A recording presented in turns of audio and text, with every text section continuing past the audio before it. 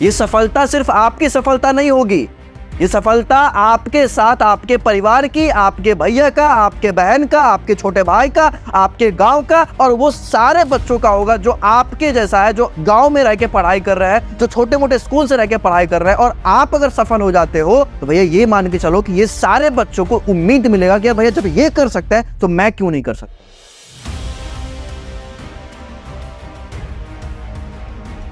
So hi everyone, once again welcome back to my channel. My name is Shashi Kumar. Currently I'm pursuing my final year of MBBS. यार आज के इस video में हम लोग एक थोड़ा सा डिफरेंट टॉपिक पे बात कर रहे होंगे। यार ऐसे तो हम मूवीज नहीं देखते हैं, बहुत सारे बच्चे ऐसे भी होंगे जो मूवीज वगैरह ज्यादा नहीं देखते होंगे, लेकिन यार रिसेंटली मैंने एक मूवी देखा था 12th फेल।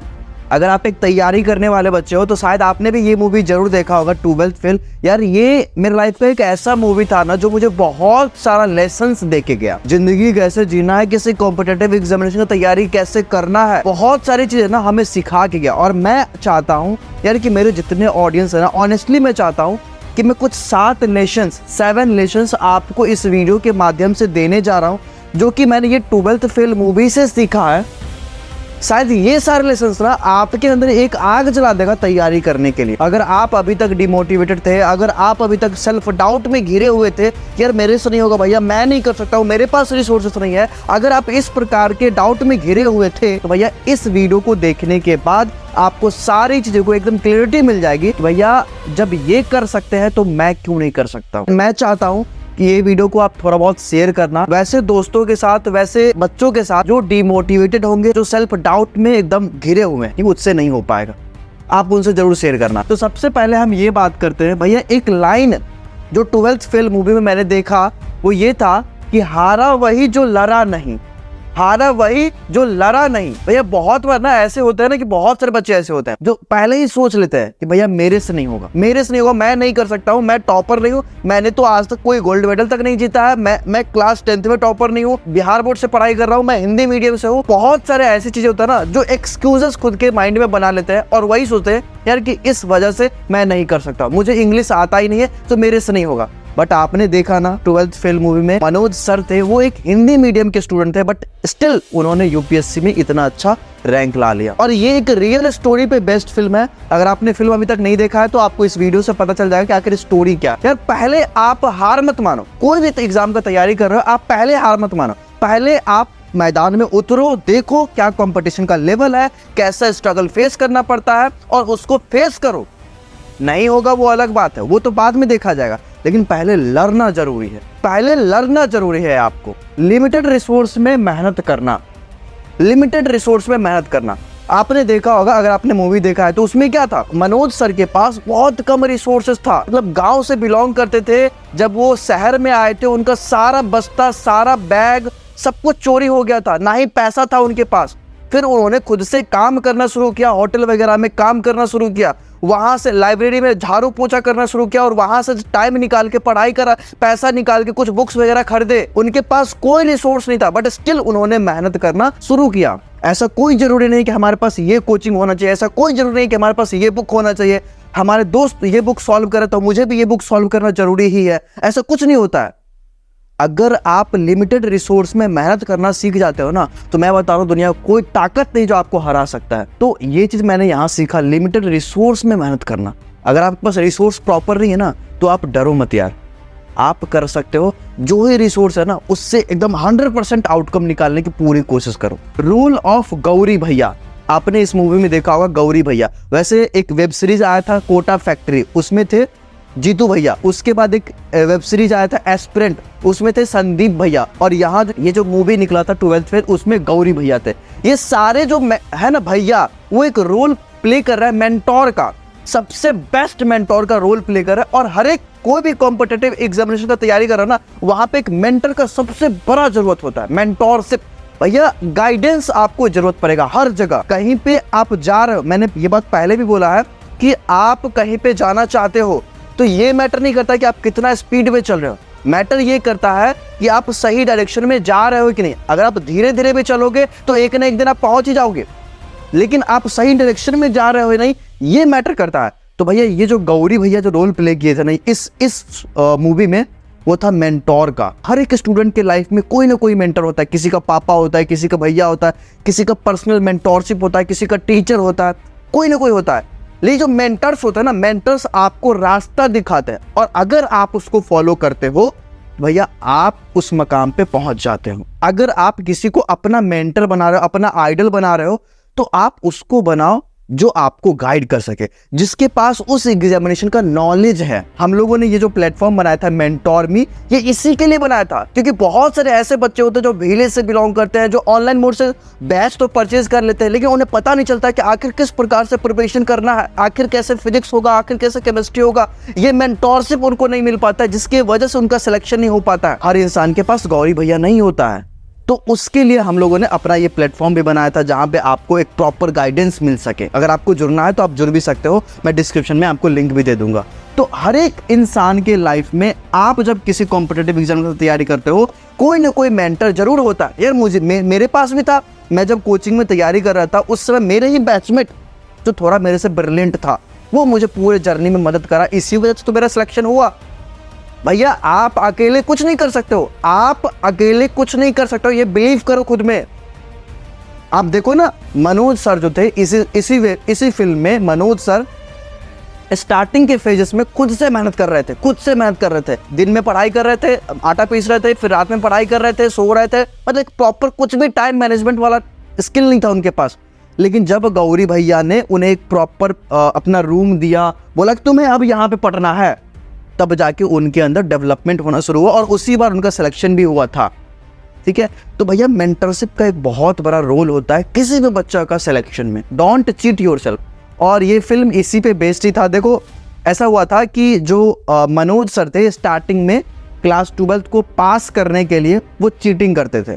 लेकिन एक बार क्या हुआ कि वो बाहर से कुछ ऑफिसर्स आ गए, जिनकी वजह से चीटिंग हुआ नहीं, तो वो फेल हो गए, और इसी पे इस मूवी का नाम पड़ गया 12th फेल। लेकिन नेक्स्ट टाइम क्या हुआ, ऑफिसर आए, जिससे कि मनोज सर इंस्पायर हुए।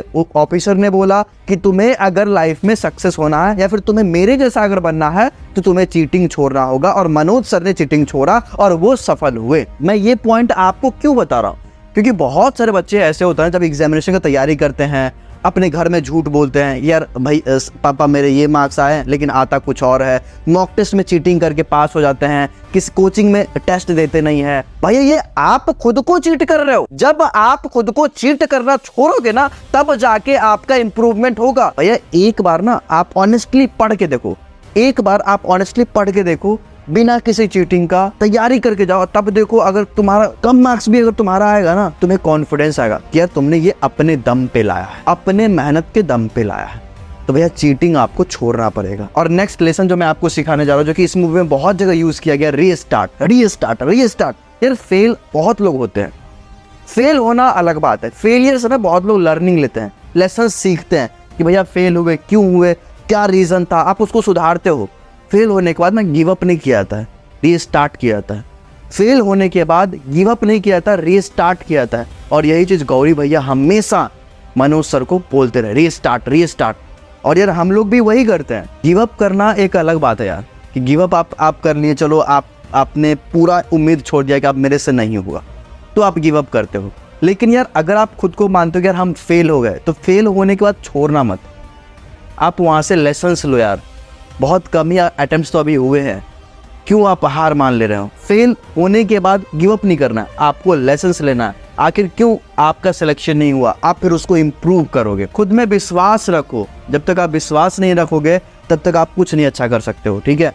और बहुत बार ऐसा होता है ना, फेलियर के बाद आपको सोसाइटी प्रेशर बनाएंगे, आप बहुत स्ट्रगल करोगे, बहुत ज़्यादा स्ट्रेस में रहोगे। ये सारी चीज़ें ना लाइफ का पार्ट है यार, ये सारी चीज़ें लाइफ का पार्ट है। ये सारी चीज़ें हर एक स्टूडेंट फेस करते हैं। घर से प्रेशर किसको नहीं होता है, सोसाइटी का प्रेशर किसको नहीं होता है ना। स्ट्रेस किस पे नहीं आता है, सब पे आता है। लेकिन इन सब के बाद जो आगे बढ़ता है भैया, वही सफल होते हैं। और नेक्स्ट लर्निंग जो हम आपको बता रहे हैं, 6ठा नंबर लर्निंग है, your success is not just your success.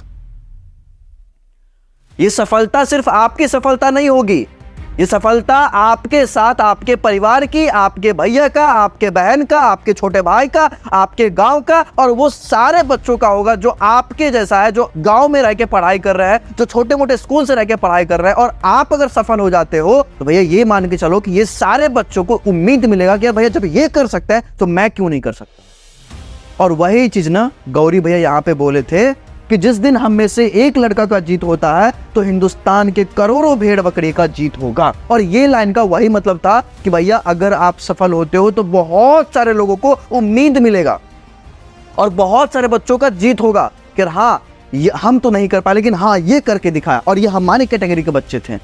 और 7th लाइन जो सबसे मोस्ट इंपॉर्टेंट था इसी मूवी में, वो मुझे ये लगा कि यार मनोज सर ना बहुत ज़्यादा ऑब्स्टेकल्स था उनके लाइफ में, बहुत ज़्यादा स्ट्रगल था, बहुत बार इमोशनली वो ब्रेक डाउन भी फील किया, बट स्टिल उन्होंने कभी गिव अप नहीं करा, उन्होंने कभी गिव अप नहीं करा। और उनके अंदर एक बर्निंग डिज़ायर था कि भैया मुझे किसी प्रकार से सेलेक्ट होना है।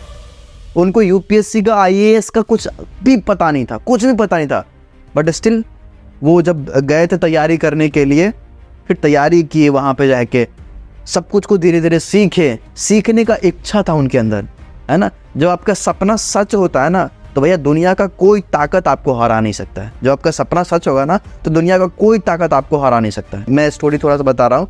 आटा चक्की में रह के वो काम करते थे, कभी लाइब्रेरी में काम करते थे, कभी होटल में काम कर लेते थे, बट स्टिल उन्होंने मेहनत करना नहीं छोड़ा, पढ़ाई को साथ नहीं छोड़ा।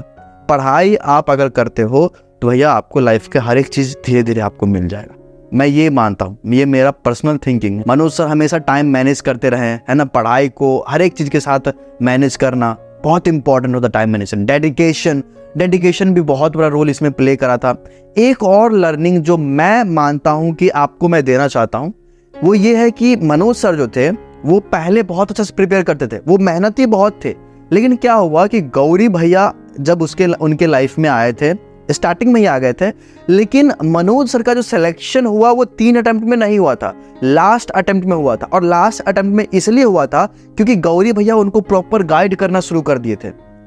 गाइड पहले भी करते थे लेकिन मनोज सर बहुत जिद्दी थे कि मैं कर लूंगा।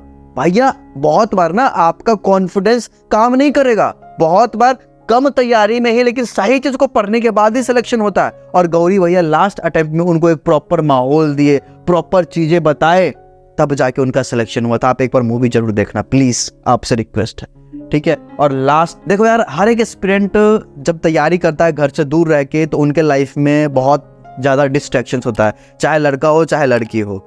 आपको ये प्यार व्यार वाला डिस्ट्रैक्शन जरूर होगा, लेकिन यार बहुत सारे बच्चे होते हैं ना इस चीज में अपने आप को पूरा खत्म कर लेते हैं, खराब कर लेते हैं, लेकिन आपको ऐसा नहीं करना है। आपको इस मूवी से इंस्पायर होना है थोड़ा बहुत। अगर आप एक दूसरे के साथ रिलेशनशिप वगैरह में हो तो यार उसको प्रोडक्टिव रिलेशनशिप करो, है ना।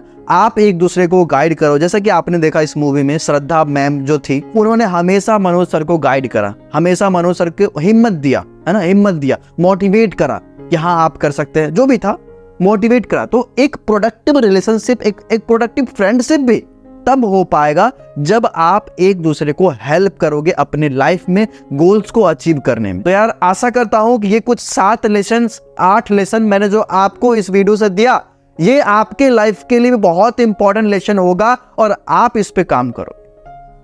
कुछ भी टफ नहीं होता है, एक बात मान के चलो, कुछ भी टफ नहीं होता है, कुछ भी डिफिकल्ट नहीं होता है। अगर आप चाह लो किसी चीज को अचीव करना तो भैया दुनिया का कोई ताकत आपको रोक नहीं सकता। आप हमेशा कोई ना कोई रास्ता जरूर निकालोगे उस चीज को अचीव करने के लिए। बस इतना ही मैं बोलना चाहूंगा। धन्यवाद, आपने इस वीडियो को यहाँ तक देखा। इस वीडियो को जरूर शेयर कर देना ताकि अदर लोगों को भी और थोड़ा इंस्पिरेशन मिल सके। बाय बाय, टेक केयर, पढ़ाई करते रहें।